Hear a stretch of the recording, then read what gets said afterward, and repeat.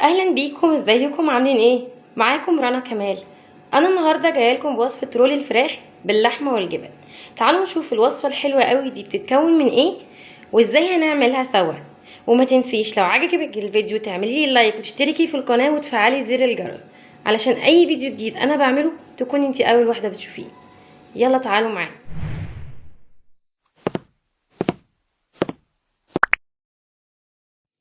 اول حاجه تعالوا معايا نقول بسم الله الرحمن الرحيم ونعرف مكونات رول الفراخ اللي عندي ايه. انا كان عندي هنا نص كيلو من اللحمه المفرومه، كانت عندي في التلاجة، كنت متبلاها، كنت حاطه عليها بصلايه وليمون والبهارات ملح وفلفل وكل البهارات الموجوده عندي، وكنت مقطعه فيها مكعبات من الفلفل ومكعبات من الطماطم. تمام. وعندي هنا فرخه انا خليها خالص شايله منها كل العظم، ونص كوبايه للحشو، وكوبايه لحشو الفرخه، كوبايه من الجبن المشكله والبهارات، معلقه كبيره من الملح، معلقه كبيره من الفلفل، ورق لورا صحيح، قرفه صحيحه، حبهان، معلقه رشه صغيره من القرفه، جوز الطيب رشه صغيره، كبابه صيني، معلقه كبيره من بهارات الفراخ، وجنزبيل مطحون. اول حاجه هنعملها دلوقتي ان انا هجيب كده الرول بتاع الفراخ عندي، اشيل كل الحاجات دي كده في جنب. الاول هجيب هنا اللحمه المفرومه، هنزل عليها بنص كوبايه من الجبن. تمام. ده هتطعمها قوي وهتديلها طعم حلو. هفرم جامد كده، هدخل كله في بعضه اهو، الجبن مع اللحمه المفرومه بتاعتي المتبله. هنزل عندي بقى برول الفراخ بتاعي.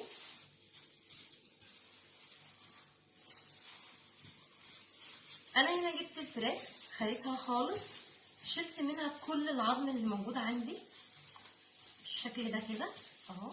كل اللي انا هعمله ودقتها طبعا عشان تديني مساحه ان هي تتفرد معايا. انا حاطه تحتها رول استرتش، وتحت رول الاسترتش ورق حرير، شويه من الملح، الفلفل الاسود قصدي، شويه من الفلفل الاسود كده، وشويه من الملح اهو. يبقى انا كده دبلت الفراخ بالفلفل الاسود والملح. هعمل ايه دلوقتي؟ هجيب اللحمه المفرومه اللي انا حطيتها كده وافردها كويس قوي على الرول اللي عندي اهو،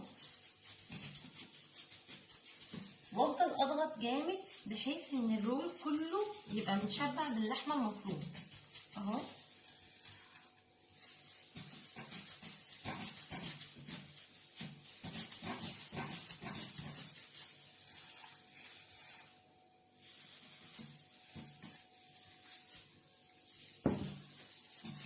اهو شايفين بفرد خالص. هنا بقى الحشوه كوبايه من الجبن عندي اهو بالشكل ده كده اهو. يبقى انا كده حطيت نص كوبايه من الجبن في اللحمه المفرومه بتاعتي، والكوبايه اللي عندي التانيه انا حطيتها في الرول من جوه اهو. هعمل ايه بس سامحوني بقى، انا هقلع الجلافز ده عشان اتمكن من الرول. هنا دي الخطوه المهمه جدا، علشان كل الحشو اللي عندي ما يطلعش لازم اكون الخطوه دي اكتر خطوه انا بعملها صح. هبتدي امسك كويس قوي كده الرول، بسم الله الرحمن الرحيم، واشد معاه الفويل. بصوا هقفل، بصوا، وافضل الف تاني. لازم تعملي الحركه دي باحكام عشان كله ما يطلعش، والحشوه اللي انت حاشياها ما تطلعش معاكي. تلفي كده اهو،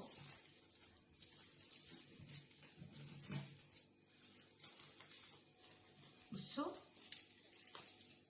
اهو،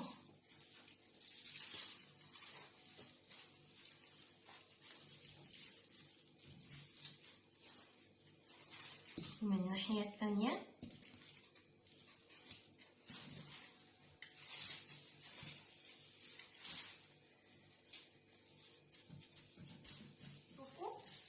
ما احكمت كويس جدا اهو بالشكل ده. الخطوه دي مهمه جدا ان انت تقدري تبقي مقفله كل الحشوه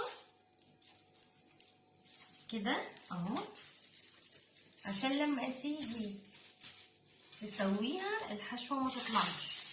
بصوا بقى هنا اهو، يمكن دي من اصعب الخطوات، هي ان انت تلفي الرول كويس اهو. قفلي خالص جامد اهو من الناحيه الثانيه.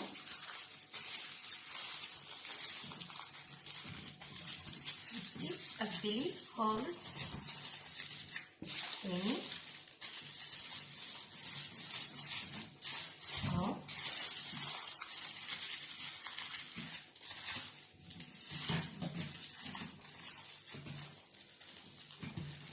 بالشكل ده كده. هنقفل نجيب كمان رول هنا نقفل. حبايبي هنا انا جبت صينيه كبيره حطيت فيها ميه مغليه وحطيت فيها معلقه من الخل، وهبتدي انزل الرول بتاعي اهو بالشكل ده كده. قفلته كويس من كل الاتجاهات علشان ما يخشش لي اي مواد سايله وتبوظ لي التتبيله اللي جوه. تمام. الخطوه المهمه هنا ايه بقى؟ ان انا بجيب ده بسيبه نص ساعه، بس بقفله كويس جدا بالالومنيوم فويل كده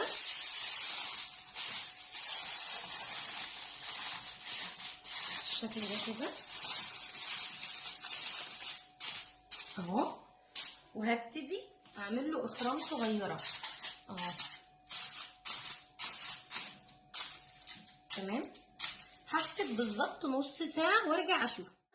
انا اشتلت خلاص الرول الفراخ اللي عندي بعد ما فضل نص ساعه وكان متغلف بالفويل.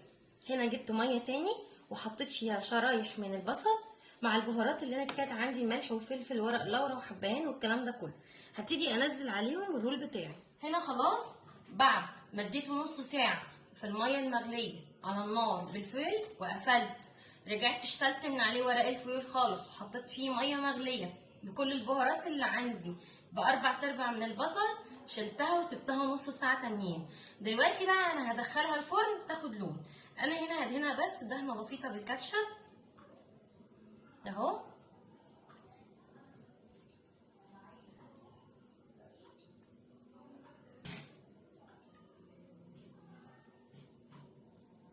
هديله لون بس تحت الشوايه بس كده زي الفل. خلاص هدخله بقى ياخد لون وارجع اوريهولكوا على طبق التقديم. وخلاص الرول الفراخ بتاعي خرج وبقى بالشكل الحلو ده بعد ما اديناله تلميعه من الكاتشب. تعالوا اقطع معاكم حته كده. بسم الله الرحمن الرحيم. بصوا شوفوا شكلها عامل ازاي بعد ما قطعتها. تحفه، محشيه جبن ومحشيه لحمه مفرومه. انا عايزاكي تجربي الوصفه دي وتقولي لي ايه رايك فيها، ولو عجبتك ما تنسيش تعملي لي لايك وتشتركي في القناه وتفعلي زر الجرس علشان اي فيديو جديد تبقي انتي اول واحده بتشوفيه. الف هنا وصحه يا رب على قلبكم. شوفوني ان شاء الله واستنوني فيديو جديد. مع السلامه.